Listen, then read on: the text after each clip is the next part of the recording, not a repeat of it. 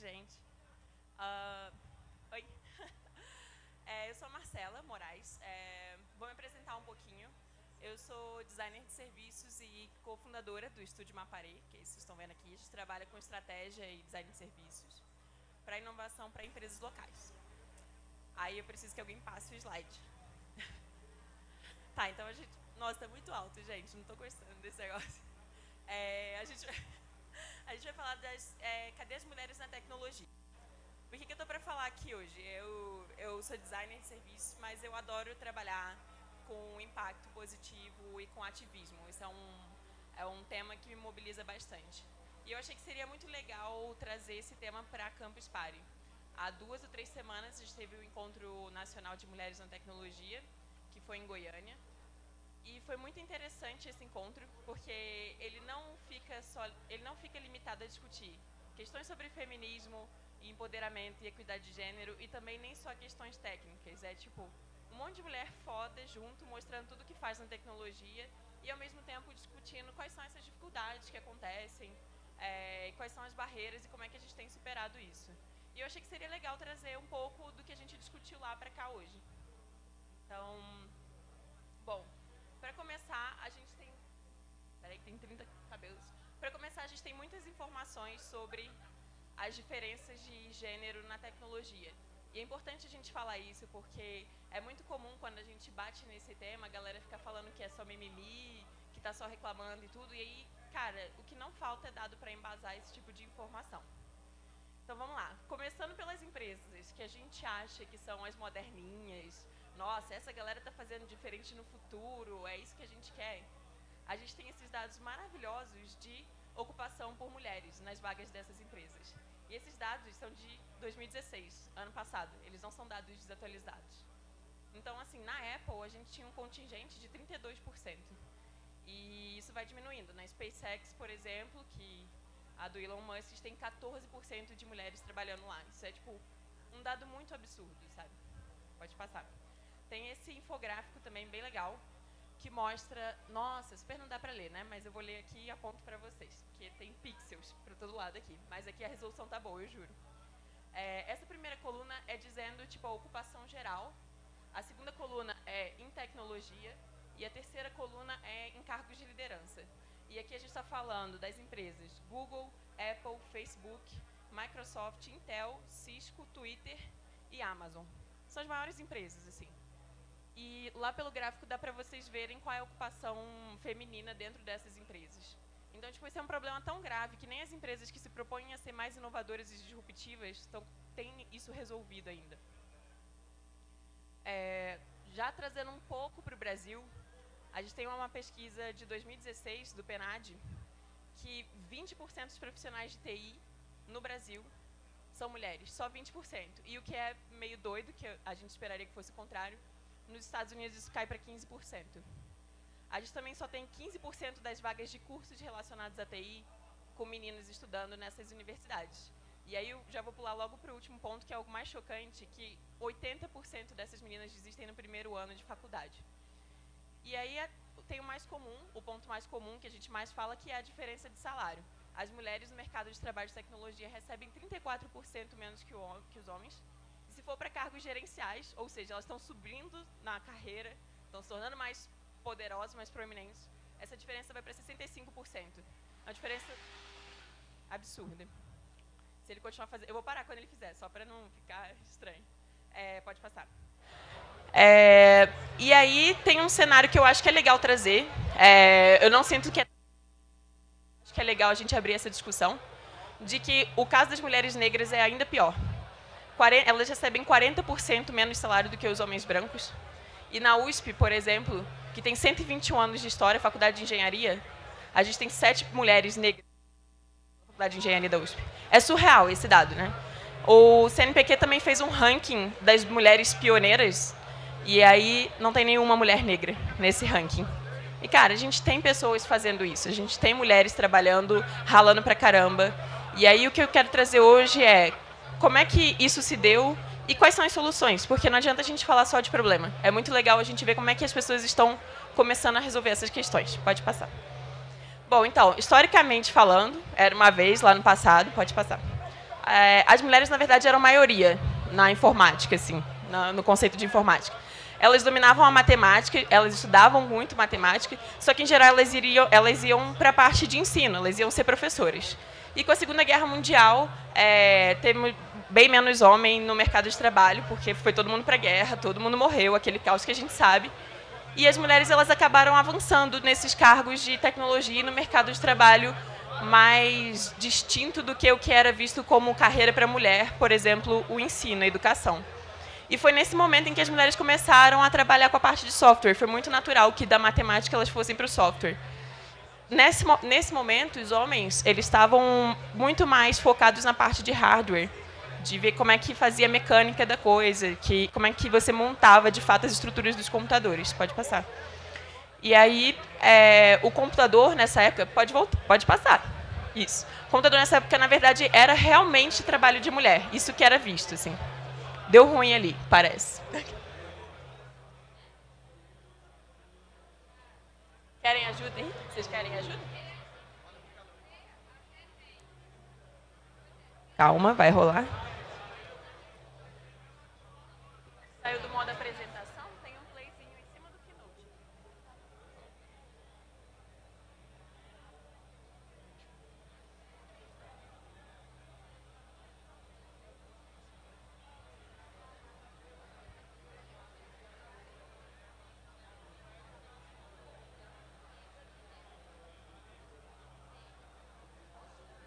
Querem ajuda?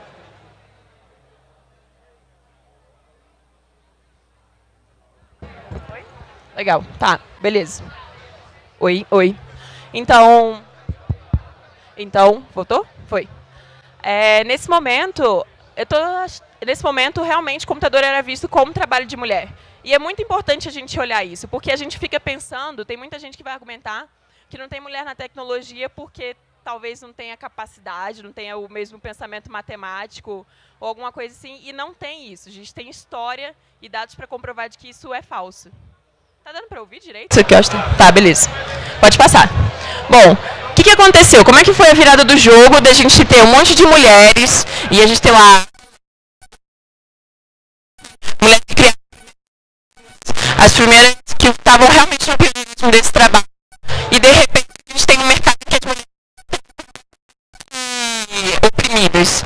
Na década de 80 surgiu o computador pessoal. E a ideia do computador, o que a gente fazia no começo era jogar, né? E quando venda, ela veio isso. É isso que o computador pessoal. E aí o computador começou. E aí surgiu a galera. Aí com The Big Bang Theory, que ia e tal. E conforme isso foi ficando importante na economia, começou a dar dinheiro, os homens começaram. Pode passar. Então, assim, isso tudo é para mostrar que o buraco é bem mais embaixo, assim. Não é uma questão de as meninas não querem fazer vestibular para computação e por isso não tem mulheres ou coisas do tipo. Pode passar. O que isso caracteriza no cenário... Vocês querem que eu pare de falar ou vocês querem que continue? Só para eu saber que está dando para ouvir. Tá, beleza. Isso tudo traz um cenário, que é o que a gente tem hoje, de que a gente tem a diferença de salário, é o que a gente mais sabe, 30%, 40% de diferença para mesmo cargo, executando as mesmas funções. Mas a gente tem também várias características muito mais subjetivas. A gente tem mulheres que não negociam e nem se vendem. Uma coisa que foi muito discutida no encontro é isso, e tem também pesquisa para tudo isso, tá? Mas uma coisa que foi muito discutida as mulheres, quando você vê uma vaga lá no LinkedIn e tem aquela lista gigante de pessoas incríveis que ninguém nunca vai ser, que é um unicórnio, assim, as mulheres olham e falam assim, putz, eu não tenho um negócio desse, e não aplicam para vaga. E homens falam, tem 5 daqueles, ele, pô, tenho 5, tenho uma chance, vou nessa. Então, na verdade, isso é real, assim, tem dados sobre isso. E mulheres também são menos propensas a negociar salário. Então, já adiantando um pouco de soluções que a gente tem, um jeito de quebrar viés na contratação, viés de gênero na contratação, é falar que salário é negociável. Já fizeram pesquisas e quando você coloca escrito na vaga salário é negociável, você dá margens de possibilidade para os dois gêneros, igualmente. E é muito doido, né? O tanto que isso é subjetivo. As mulheres, de fato, têm menos visibilidade e também tem várias pesquisas que mostram que a promoção ela se dá pelo nível de visibilidade. Além das outras, claro, além das outras competências. Beleza, você sabe gerenciar um projeto, você sabe executar, você tem as ferramentas, mas o quanto de visibilidade você tem dentro da empresa, dentro do contexto que você está. Só que, ao mesmo tempo, tem outras pesquisas que dizem que mulheres são menos alocadas em projetos que têm muita visibilidade.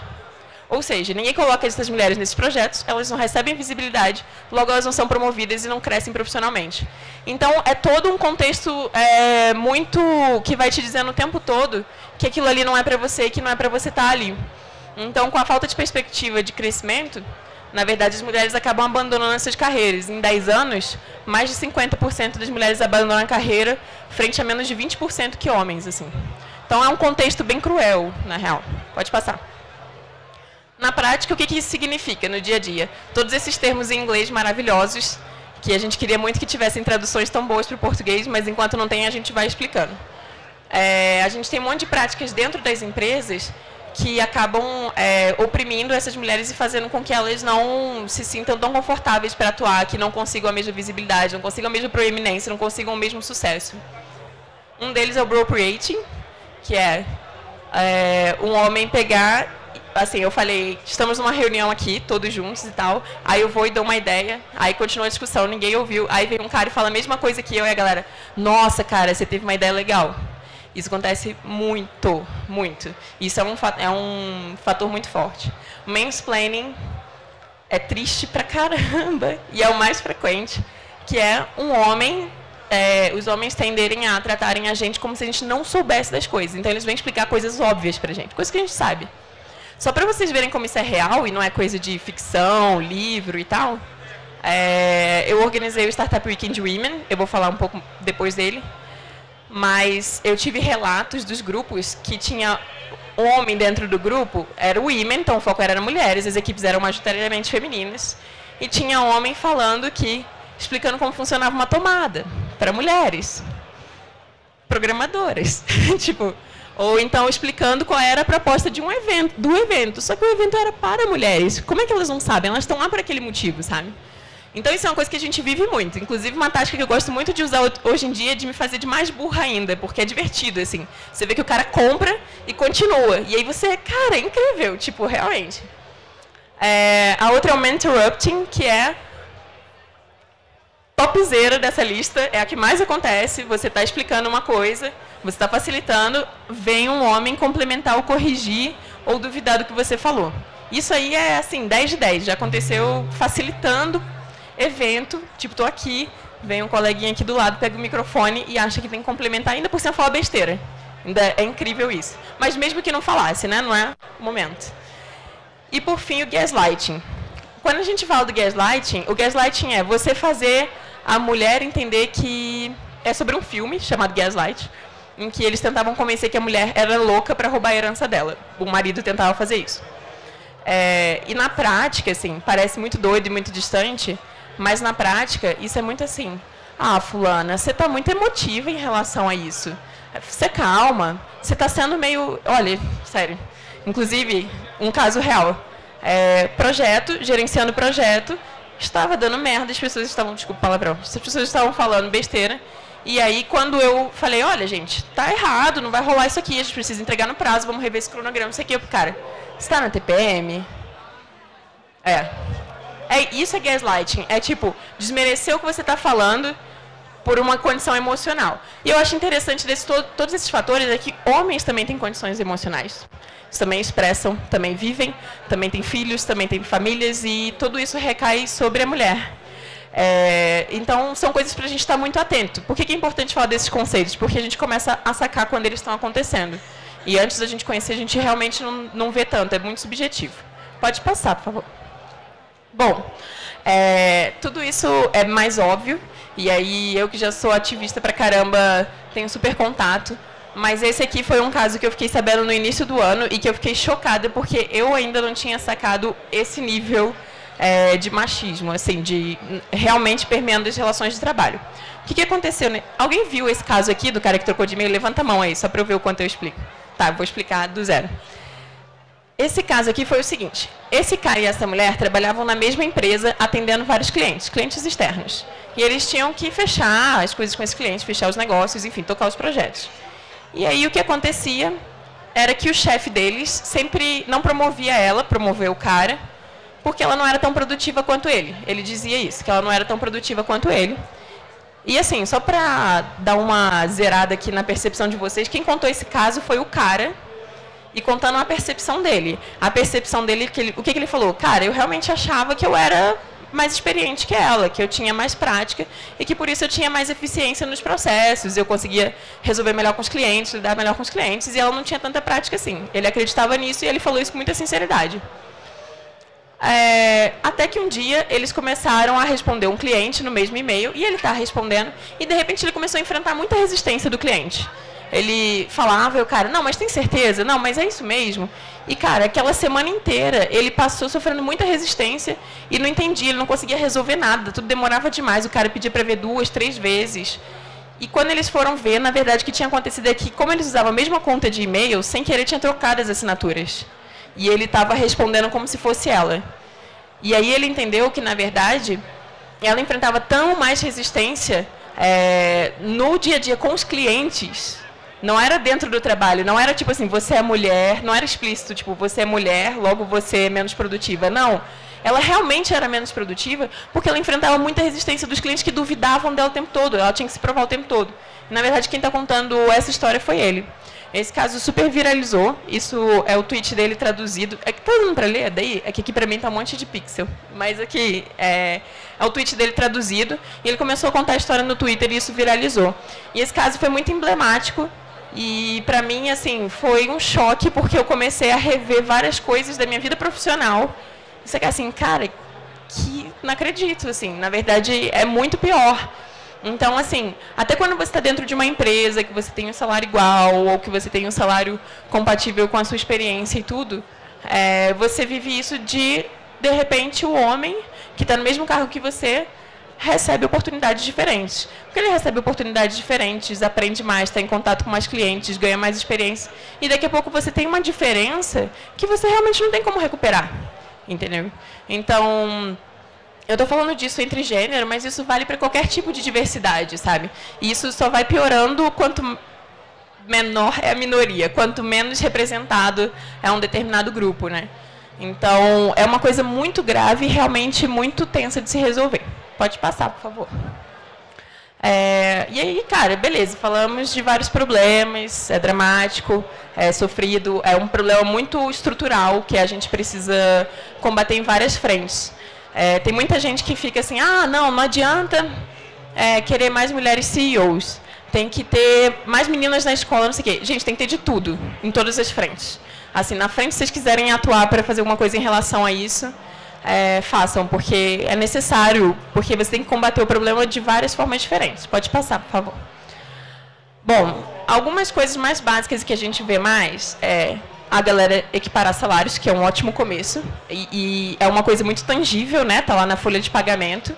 Então, cara, se você tem o mesmo cargo, se você tem pessoas executando as mesmas funções, as mesmas responsabilidades, elas têm que receber o mesmo salário. A outra coisa que eu vejo muito as empresas no LinkedIn, vocês já olharam vagas no LinkedIn? Especialmente as vagas estrangeiras, elas têm assim, a gente é uma empresa que adora diversidade, você pode vir para cá se você for mulher, se você for gay, se você for não sei o quê. E, tipo, legal, mas, cara, isso não me diz nada. Isso não me diz nada do que vai acontecer lá dentro. E a realidade que a gente tem é que as empresas pregam isso, e, na verdade, várias dessas empresas de tecnologia, essas empresas de high-tech, demoraram a abrir os dados delas sobre diversidade e ocupação, porque não é tão simples assim, não é tão fácil. Não é uma coisa que se resolve na inércia de a gente vai ser tranquilo, isso aqui vai se resolver sozinho. Não resolve, tem que ter realmente uma força ativa para começar a desmontar todo esse sistema. E a outra é um pouco isso do que eu falei, que a galera prega e fala que a gente adora diversidade. A gente vai abrir uma vaga agora para front-end e a gente quer muito que seja mulher. A gente quer pra caramba. E aí, você está atento aos vieses que você tem quando está contratando? Você está valorizando mulheres dentro da sua empresa? Ou você está tirando elas de projetos porque talvez seja difícil ela lidar com esse cliente porque ela é mais estourada, assim, não sei se dá e tal. Isso é o mais comum que tem. Na verdade, tem poucas... Vocês parem de rir aí atrás. Na verdade, tem pouca gente realmente atacando esse problema de uma forma mais efetiva. Pode passar, por favor. Mas pode começar por aí, tá? Não tem problema. Mas eu queria trazer algumas questões que têm mostrado mais efeito, tanto na prática quanto uma outra que eu vi de uma mulher fazendo no Twitter. Na prática, a gente precisa muito criar espaços seguros. Pode passar, por favor. Essa foto que vai entrar é do Clube de Código das Minas. Helena gostou, ela é do Clube de Código. Foi do dia que a gente fez a primeira reunião, e a gente agora está tentando reviver ele. E o Clube de Código das Minas só aceita mina. Pã. Aí a primeira coisa que vai acontecer os homens, mas por que não pode entrar homem? Homens, vocês podem entrar em qualquer lugar que vocês quiserem. Sabe? Tipo, tudo bem, mas assim, a gente como mulher é inibido, a gente diz que a gente está fazendo errado, a gente não pode ter dúvidas, a gente tem uma série de barreiras quando a presença de vocês está lá. Então a gente precisa, por agora, criar espaços seguros para as mulheres se desenvolverem e criarem o ferramental para combater todos esses problemas que a gente está falando, essa estrutura é vigente. Então, assim, isso é muito legal. Teve uma menina no encontro que ela era do campus do Gama, da UNB, de Ciência da Computação, e aí ela estava falando que acho que eram 5 meninas só no curso, e elas queriam fazer palestras com essas meninas falando. Aí elas chamaram uma menina que era muito boa em algum assunto que eu não lembro mais qual, e aí a menina falou assim, não, mas os meninos vão ficar me zoando. O que estava rolando é que elas escolheram a menina, quer dizer que você vai falar, né? Vai falar lá na frente, né? Vai falar sobre isso, tem certeza que estudou direitinho e tal. E aí a menina não queria fazer a palestra. E aí ela falou assim, cara, o que eu faço? Cara, o que você faz é, junta as meninas e fala, a gente pode, a gente consegue, a gente é foda, uhul!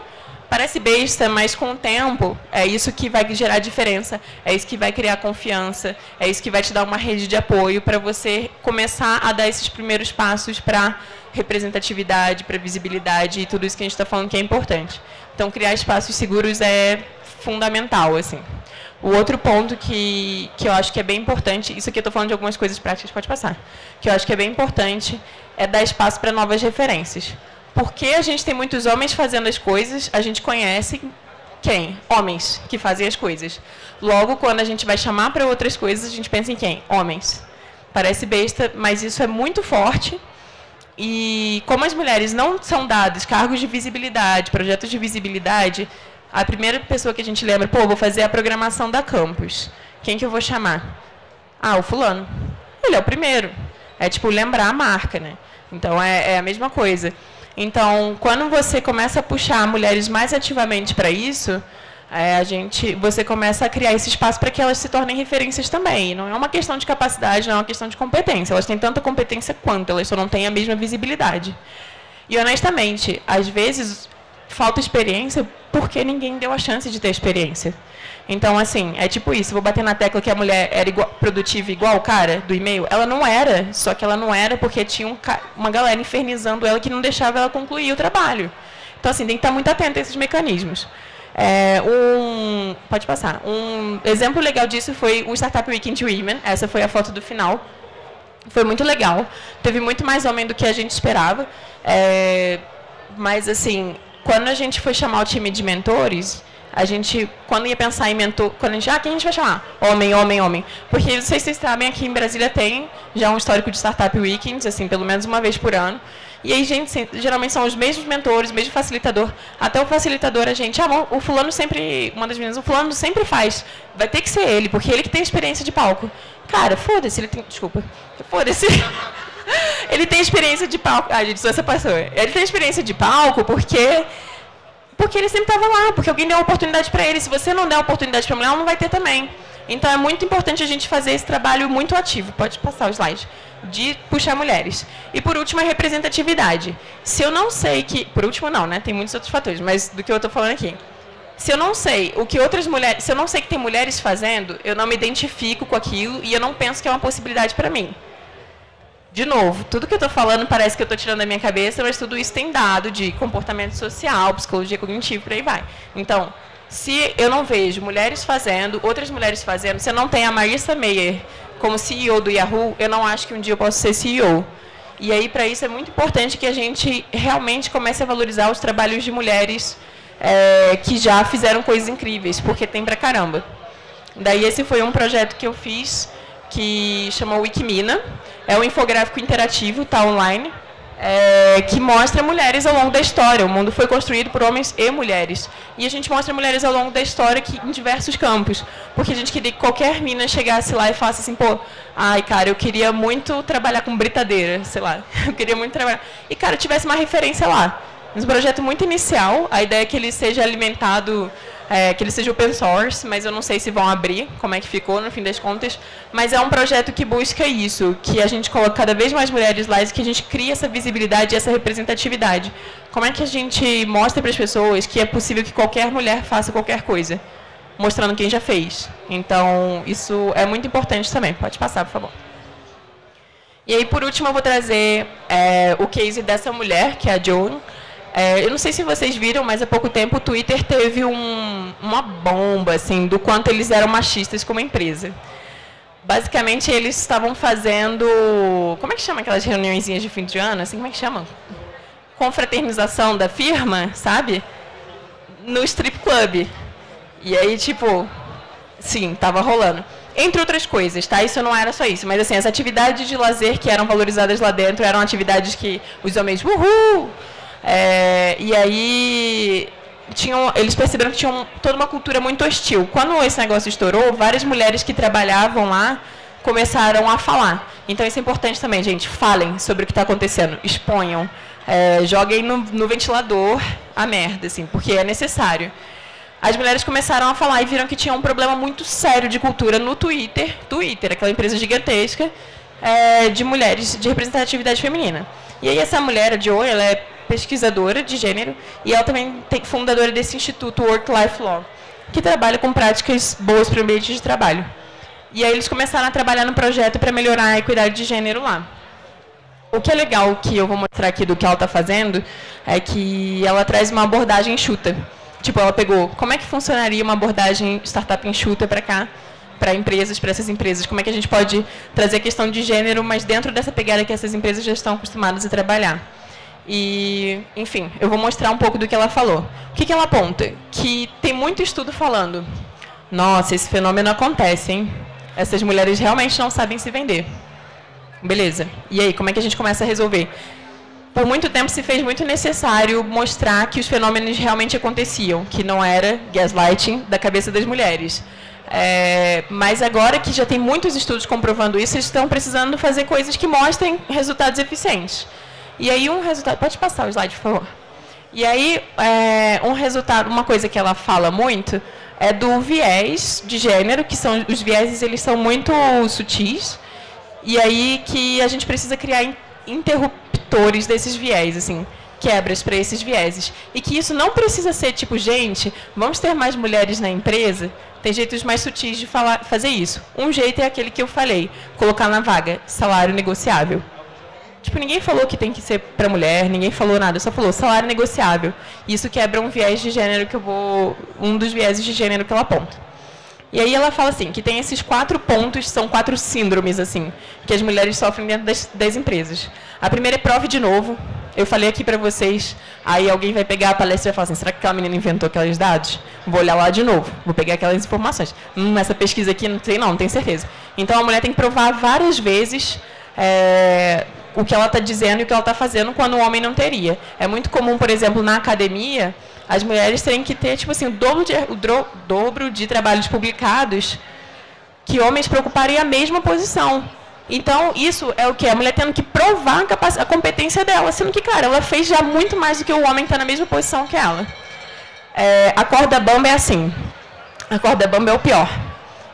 Se você for muito feminina, você não dá conta, porque você é fofinha e você tem que fazer as coisas de cuidar do escritório, por exemplo. Se você for muito incisiva e vou mandar essa porra toda, você é muito máscula e você é muito agressiva. Que mulher agressiva é essa, sabe? Ela não sabe lidar com as pessoas, é agressiva.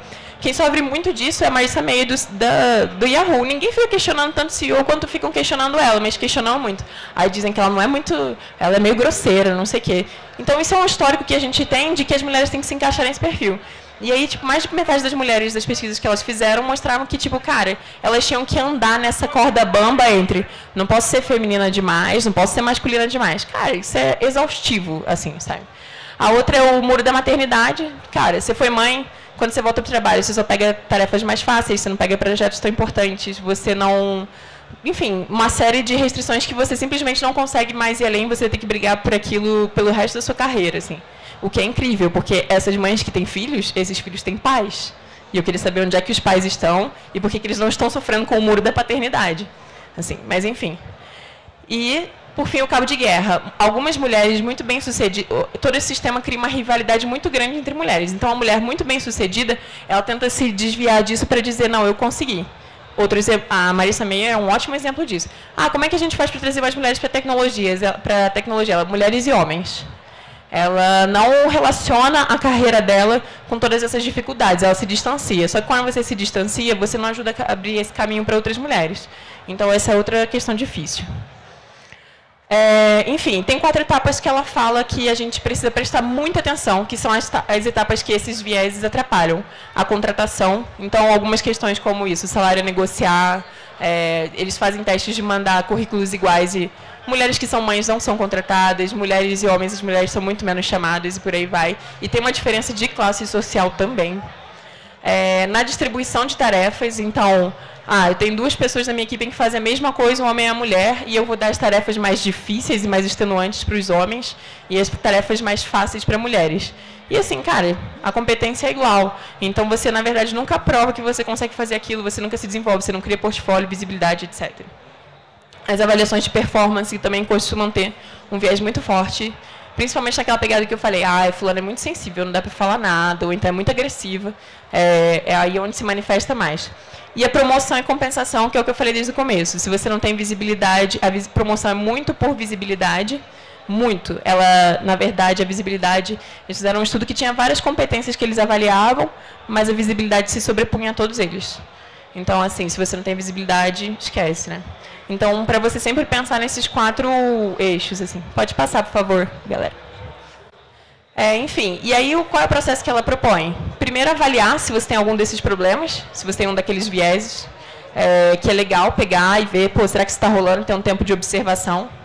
Depois, identificar métricas, como é que eu consigo medir que eu vou ter um resultado com isso. Então, o da contratação era um exemplo desse. Tipo, se eu coloco o salário a negociar, de repente eu tenho homens e mulheres em quantidades iguais participando. E o que ela defende muito é que isso seja sob medida para a empresa, que a própria empresa avalie e reconheça que métricas que são interessantes para elas. Depois, experimentar e medir. Ela fala, joga o espaguete na parede e vê o que gruda. Tipo, tenta de tudo e vê o que dá certo e tenta de novo, porque esse é o processo, né? O processo ágil de Lean Startup é esse. Você vai fazer, medir e tentar de novo. Então, continuar tentando até realmente conseguir passar. Bom, tem um caminho gigante pela frente, tem muitas possibilidades, tem muito mais possibilidades que isso, mas eu trouxe algumas experiências práticas mais locais e de fora, para a gente dar uma olhada. Quem quiser trocar uma ideia, estamos aí. É isso, obrigada.